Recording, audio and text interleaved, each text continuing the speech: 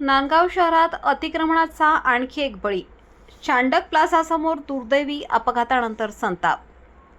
N753 महामार्ग की मृत्यूचा सापळा. वाढत्या अतिक्रमणांमुळे नागरिकांमध्ये भीतीचे वातावरण. मोठ्या अतिक्रमणांवर कारवाई कधी? प्रशासन आणि लोकप्रतिनिधींना नागरिकांचा थेट सवाल. नमस्कार, तुम्ही पाहत आहात गाव ते राज्य मराठी न्यूज चॅनल. नाशिक जिल्ह्यातील नांदगाव शहरातून एक धक्कादायक घटना समोर आली आहे.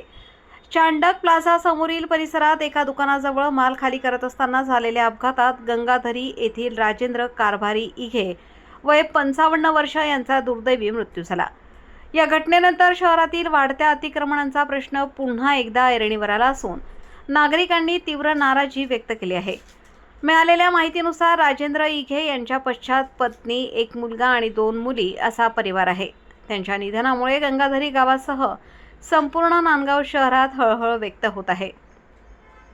घटनेनंतर स्थानिक नागरिकांनी आरोप केलाय की नांदगाव शहरातून जाणाऱ्या N753 महामार्गावरील वाढत्या अतिक्रमणांमुळे वाहतूक धोकादायक बनली असून अपघातांचा धोका वाढत आहे. काही प्रभावशाली व्यक्तींनी केलेल्या कथित अतिक्रमणांवर कारवाई होत नसल्याची भावना नागरिकांनी व्यक्त केली आहे. मात्र या आरोपांवर संबंधित प्रशासनाची अधिकृत भूमिका अद्याप समोर आलेली नाही.